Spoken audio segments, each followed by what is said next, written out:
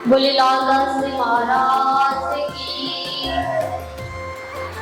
तो उस प्रकार रास्ते में हरिदास ने प्रणाम किए, तब अपने घर देवचंद्र जी के साथ मिले जाके, अब तुम्हें मैं बाल मुकुंद जी की सेवा करने नहीं दूंगा, अब तुम्हें केवल मैं बाके बिहारी जी की सेवा करने के लिए मैं तुम्हें दे सकता हूँ। तब देवचंद्र जी को उसी बार उसी दिन एकादशी के दिन में हरिदास जी ने बाल मुकुंद जी के बागा वस्त्र की सेवा करने के लिए घर में पधरावनी करवा दिए। तब उस समय देवचंद्र जी महाराज ने अपने सिर में रख करके ऊपर नंगे पैर अपने घर बाके बिहारी जी की सेवा पधरावनी। बोले बाके बिहारी लाल की। तो इस प्रकार उन्होंने नित्य प्रतिदिन बाके बिहारी जी की सेवा अपने हाथों से पूरी निष्ठा पूर्वक किया करते थे।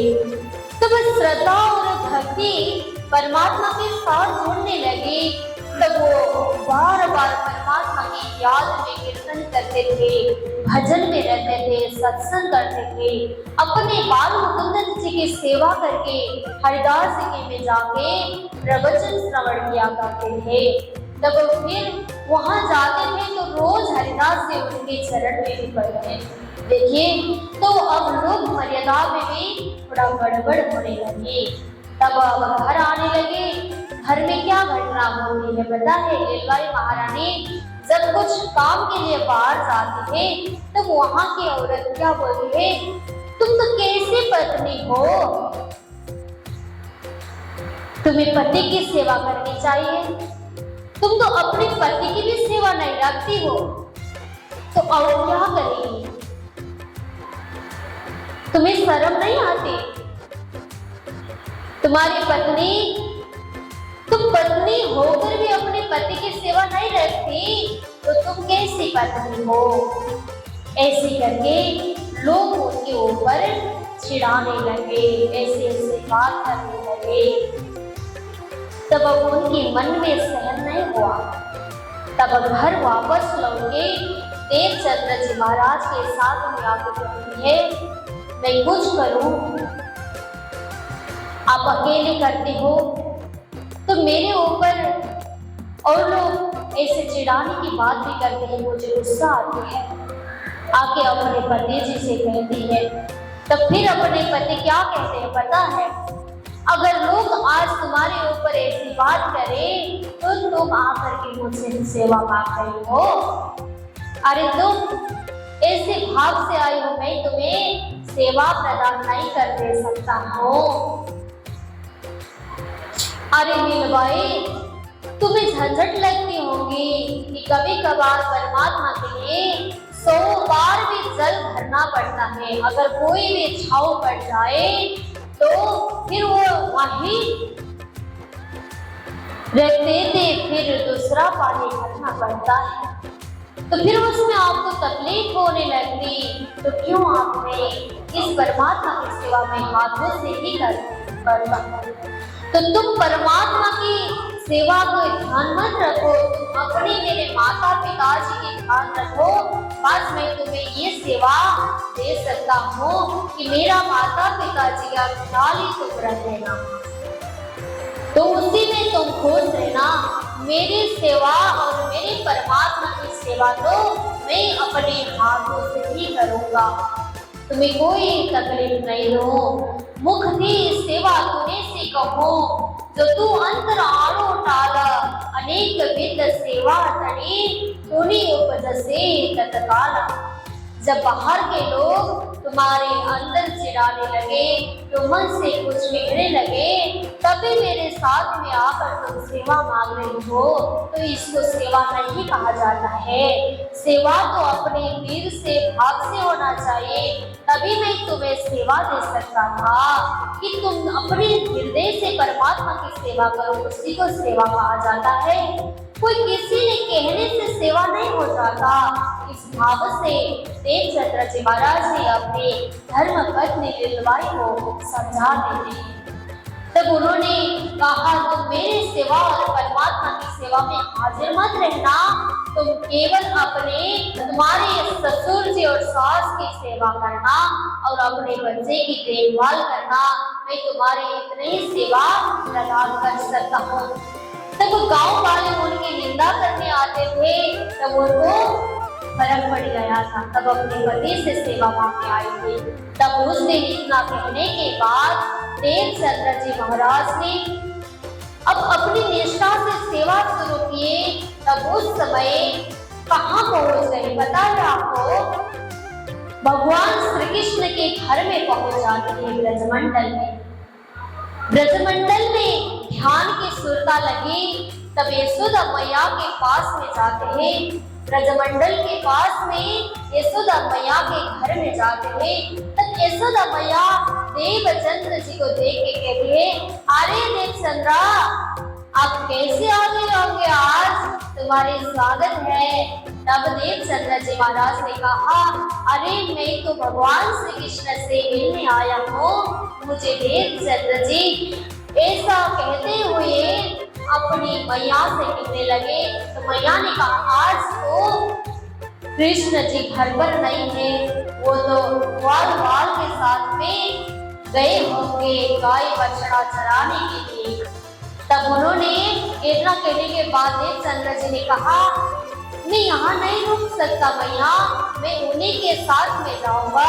मैं इतना कहने से आपने मुझे कही तो मैं यूं ही वहाँ पहुँच जाऊँ। तो देवचंद्र जी महाराज जाने लगे थे। तब मैया यशोदा ने कुछ बना के बर्तन में डाल दी थी। तो कहा था कि तुम ये ले जाना और अपने श्री कृष्ण को भी खिलाना, तुम दोनों बांट के खाना।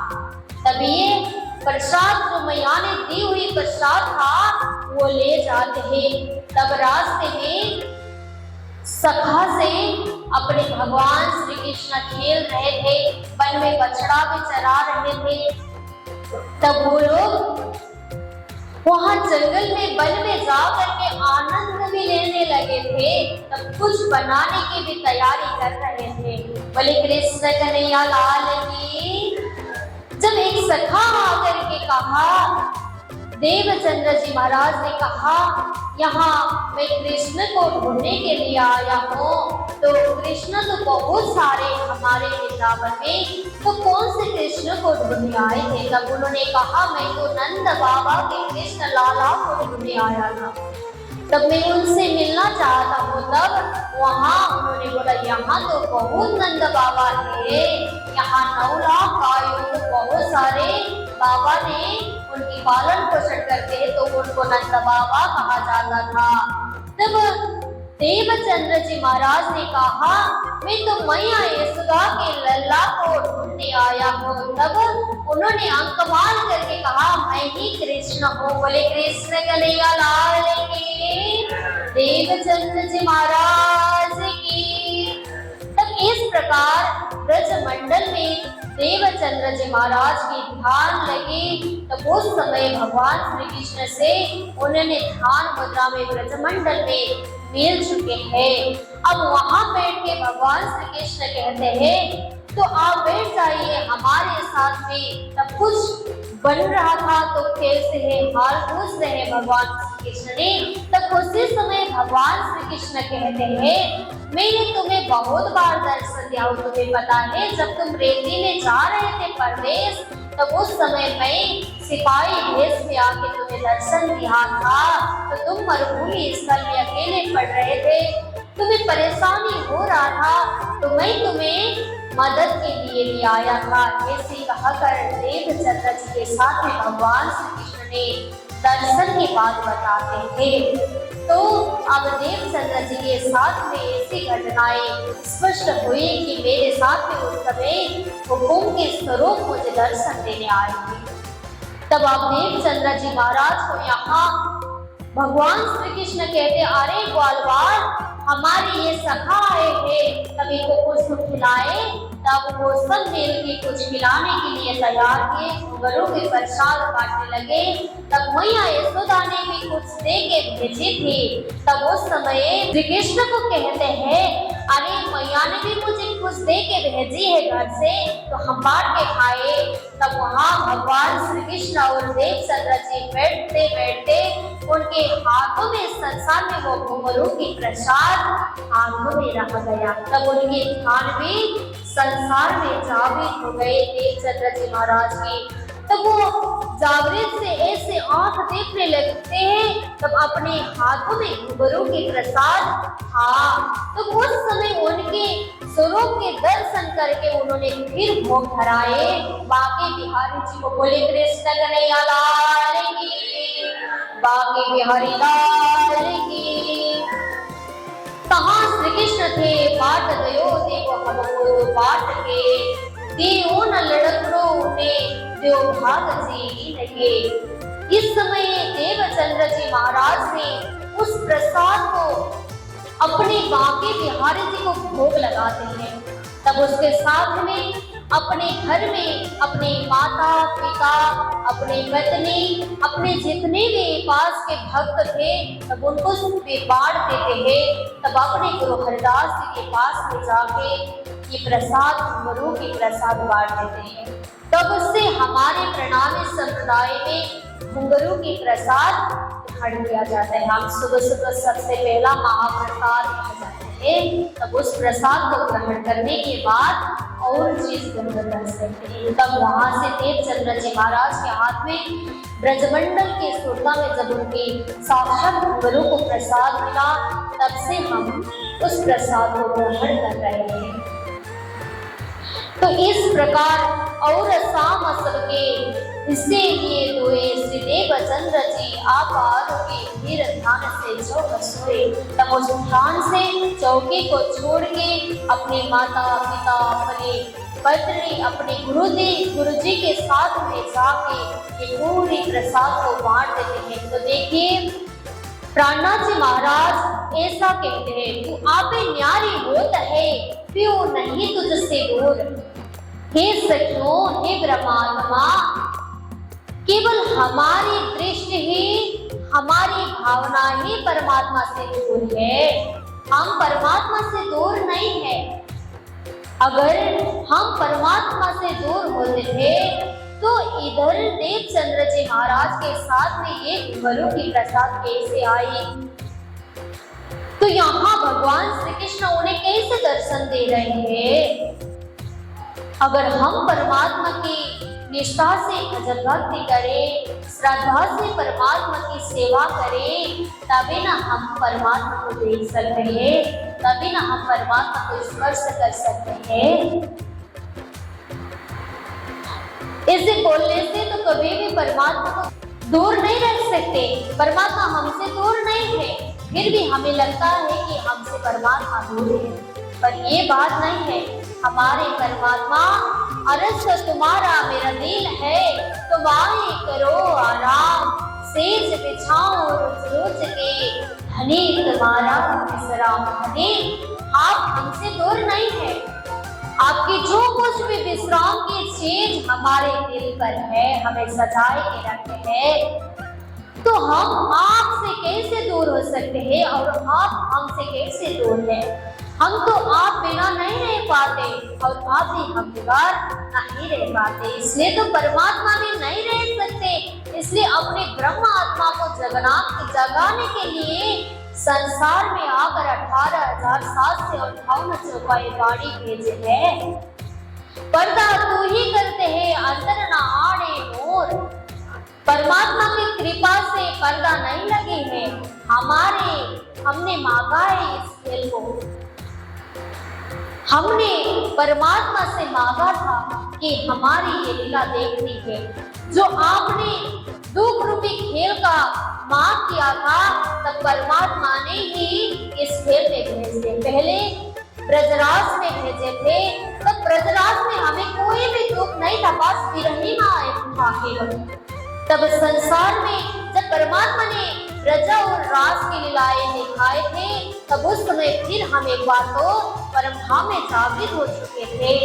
तब उस समय हमें परमात्मा से क्या मांगा था कि परमात्मा आपने जिस बात कहा था, जिस दुख कहा था, वो दुख तो हमें नहीं मिला, बस केवल विरहित था।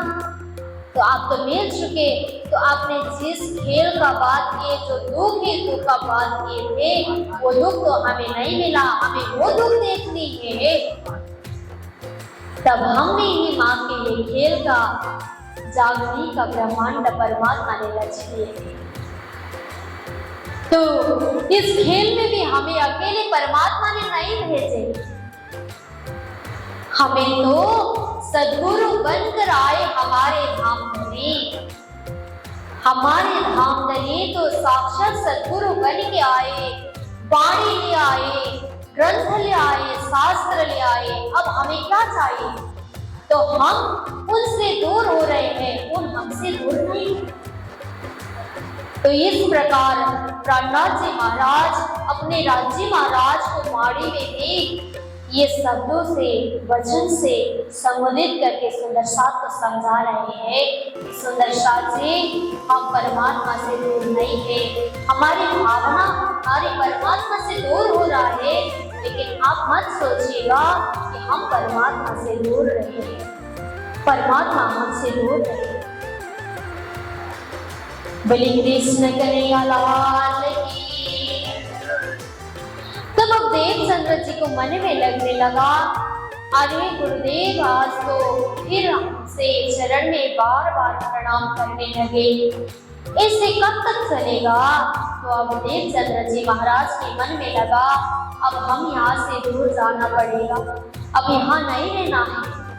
अब कच्छ में रहेंगे तो हमारे पास में आकर रोज रोज उस नगर में रहेंगे तो बार बार आके गुरु घरदास से चरण पड़ जाएंगे। तो इनको चरण पड़ाना ठीक नहीं है, लोग इनके विरुद्ध खड़े हो गया, अब हमारे विरुद्ध में रोज खड़े हो जाते लगे, तो अब हम यहाँ नहीं रहेंगे, हम यहाँ नहीं रहना है। तब यहाँ से फिर सोचने लगते हैं कि नवानगर तरफ हम चले जाए। तब वहाँ देवचंद्र जी निकलने लगे। आए श्री देवचंद्र जी नौतनपुरी, सब सुख को देने देह धरी। अब देवचंद्र जी महाराज निकल जाते हैं। तब नौतनपुरी धाम में रहकर उन्होंने चर्चा करने भी लगते होंगे, तो वहाँ श्रवण के भी करते हैं पहले, तब वहीं भगवान श्री कृष्ण के दर्शन प्राप्त होते हैं। तो यहाँ उन्होंने जब पहुँच गए तो बहुत आनंद आते थे और सबको सुख प्रदान करने के लिए भी देवचंद्र जी महाराज नौतनपुरी पहुँच जाते हैं। इनाताए करी बड़ी खोजा जाने बड़ी जी गोकुल संजोग। संवत 1587 में कच्छ के राजा जाम रावल अपनी विजय यात्रा करके नवानगर पहुंच गए थे। उसके बाद में नवानगर बदलकर जामनगर रखा और देवचंद्र जी महाराज जामनगर नौतनपुरी ने बना लिए। जामनगर में अपने धाम धनी के बीच रोपण करके नौतनपुरी धाम बना देते हैं। तो आज भी हम दर्शन करने के लिए नौतनपुरी जाते हैं, तो हमारे झंडा वहां में फहरे थे। तो आज भी हम हिजड़ा के दर्शन को पीछे के दर्शन कर सकते हैं, तो वहाँ जमुना जी के दर्शन कर सकते हैं, जो ब्रह्म आत्माएं को देवचंद्र जी महाराज ने परमधाम की जमुना जी को बहालाए थे। तो उस भावना को आज भी हम श्रद्धा से उनको स्पर्श कर सकते हैं। तो ऐसे सत्यता हमारे पास में धामधनी खुद ले आए हैं, तो और क्या चाहिए हमें? कहा नौतनपुरी में बहुत जमा हुए ऐसा। जब वहाँ देवचंद्र जी महाराज पहुँच गए, तब वहाँ समय जब वहाँ पहुँच गए तब उनके माता पिता तो हरिदास जी जहाँ रहते थे उसके बगल में तो मकान में रहते थे। तब आप देवचंद्र जी महाराज जहाँ जहाँ चले जाते हैं अपनी पत्नी, अपने माँ पिता में उनके साथ में चली जाती है। तो अपने बेटा जहाँ जाए तो हमें तो उनके साथ में जाना है। तो इस भावना के साथ में अब फिर देवचंद्र जी महाराज की माता पिता अपने धर्म स्त्री अपनी पत्नी के साथ में जाती है। तब साथ में रहते रहते अब कुछ समय वहीं रहकर अपने ध्यान में अपने बांके बिहारी जी की सेवा देवचंद्र जी महाराज निष्ठा पूर्वक करते थे, श्रद्धा पूर्वक करते थे। तो मन में लगता था मैं कुछ देर संसारी कर्म नहीं करूं। तब देवचंद्र जी महाराज के पिताजी ने सोचे कि अरे हम तो 4 जने हैं घर पर, तो कुछ संसार के लिए गुजरा भी तो करना पड़ेगा, तो कुछ काम भी करें। तो इस प्रकार अब वो कोतवाल के पास ले जाकर रोज लिखा पढ़े के काम भी करते हैं। किसी की शिकायत आ जाती तो वो लिखकर उन्हें भेज देते थे। तो इस कार्य के पत्र मजूरी लिखते थे, तो वहाँ उनके घर की गुजारा चलाते थे। बोले कृष्ण कन्हैया लाल की। तो वेदांत मुक्तावली में एक प्रसंग आती है कि जब देवचंद्र जी महाराज के पिता वहाँ काम करने लगे, तब वहाँ एक बात हो जाती है कि देवचंद्र जी महाराज के पिता माता कुछ समय के बाद में बाहर जाना पड़ जाता, कुछ काम बाहर जाने के लिए हो जाता। तब अपने पुत्र से कहते हैं, बेटा अगर मेरा इस समय मेरे यहाँ नहीं रहना होगा, तो अगर कुछ भी काम तुम्हारे पास में आ जाए तो मैं तुम्हें सौंप के जा रहा हूँ। तो अगर कोई तुम्हें बुलाने मेरे नाम से आ जाए तो तुम वहाँ जाके मेरे लिए थोड़ी सी कार्य में मदद करना। तब देवचंद्र जी महाराज ने अपने पिता की बात को माने थे। तब देवचंद्र जी महाराज सोचने लगे, ठीक है मेरे पिताजी ने अगर इतनी सेवा के लिए मुझे बोल रहे तो मैं जाऊं, क्यों ना जाऊं। तो ठीक है पिताजी आप जाइए। तब उस समय देवचंद्र जी महाराज अपने परब्रह्म परमात्मा की सेवा निष्ठा में रहते थे और संसार के कुछ भी काम नहीं किया करते थे। तब उस समय उनको करना पड़ा। तब वहाँ कोतवाल ने कहा कि मधुमेता को जरूरी काम है, उनके घर पर जाके मधुमेता को बुला के ले आना। चौकीदार 2 जने को भेज देते हैं कोतवाल। तब चौकीदार ने मधुमेता के घर ढूंढते ढूंढते पहुंच गए। तब वहाँ रात को 3-4 बजे के समय सुबह की घड़ी में देवचंद्र जी महाराज अपने बांके बिहारी जी की सेवा में खड़े हो जाते थे और पूरी रात में अपने परमात्मा को रिझाने के लिए निष्ठा से सेवा किया करते थे। तब वो मधुर मधुर सी आवाज को, बुलंद आवाज ध्वनि को श्रवण करके उन दोनों के मन में लगा चौकीदारों को कि इस समय हमें इनको भंग नहीं करना। अगर इनको भंग करें तो हमें भी कुछ लाभ होगा, हमें भी आनंद मिल रहा है, तो इनको विदा भावना नहीं करनी चाहिए। अगर हम इनके सेवा में विघ्न डालें तो हमारे लिए भी अच्छा नहीं रहेगा। तब इस प्रकार चौकीदार ने जब तक देवचंद्र जी महाराज की सेवा पूरी नहीं हुई तब तक उन्होंने क्या किया, उस सेवा को पूरा करने के लिए। तब देवचंद्र जी महाराज सेवा पूरी करके बाहर निकले। तब 2 भाई खड़े दरवाजे में देखते हैं। तब कहा, अरे क्या काम से आए हो, कहाँ से आए हो, पूछने लगे। तब वो दोनों ने कहा, हम तो मधुमेता से मिलने आए और उनको लेकर कोतवाल के पास जाना है, कुछ जरूरी काम पड़ा। तब देवचंद्र जी महाराज ने कहा, हमारे पिताजी अभी घर पर नहीं है, अभी कुछ काम के लिए बाहर गए हैं। तब चौकीदार ने कहा, अगर तुम्हारे पिताजी साथ में ना हो तो तुम्हें हमारे साथ में चलना। तो चलते चलते कोतवाल के पास में पहुंच जाते हैं। तब दोनों चौकीदारों को कोतवाल ने पूछा जाता है, अरे तुम दोनों को मैंने कब से भेजा हो, तुम दोनों तो वहीं भूल गए हो कि आप आने में इतने देरी कैसे हो गया। तब चौकीदारों ने कहा कि हमारे ये भाई जी तो बहुत निष्ठा और सेवा से पूजा कर रहे थे। बहुत बुलंद आवाज से वह राग बहुत सुंदर है, हमें बहुत पसंद आया। तो हमने सोच लिए कि इनको विघ्न नहीं करना चाहिए, हमें अगर विघ्न डाले तो अच्छा नहीं रहेगा। तो इसलिए हमें इनकी पूरी सेवा करनी थी, इसलिए हमें इंतजार में रहना पड़ा। तो इसलिए कुछ समय देरी हो गए। तो उनके सामने, कोतवाल के सामने दोनों हाथ जोड़ के उन्होंने माफी मांगी। तब कोतवाल ने कहा, मुझे भी आज बहुत परेशानी हुआ, कोई आए तो मेरी भी दिमाग खराब हो रही है, तो मैं भी क्यों नहीं इनके भजन ना सुनो, मुझे भी आनंद प्रदान करिए। तब देवचंद्र जी से आग्रह करने लगे, अरे भाई जी, हमारे लिए एक ही प्रकार के भजन गा दो, हमें बहुत प्रसन्न हो जाएगा। बोले कृष्ण कन्हैया लाल की। प्रेम से उन्होंने कहा। फिर भी देवचंद्र जी महाराज के मन में लगा, अरे मैं इनकी बात को मानो तो मेरे परमात्मा के लिए ही मैं सेवा गाता हूँ। अगर मैं परमात्मा के लिए सेवा हाजिर हो रहा हूँ तो इनके सामने ये बात कहूँ, ये संगीत, ये भजन कीर्तन इनके पास में गाऊं तो मेरे परमात्मा को रिझाने में मुश्किल हो जाएगा। ये तो परमात्मा के लिए मैं गाता हूँ। तो कोतवाल बार बार उनको कहने लगा।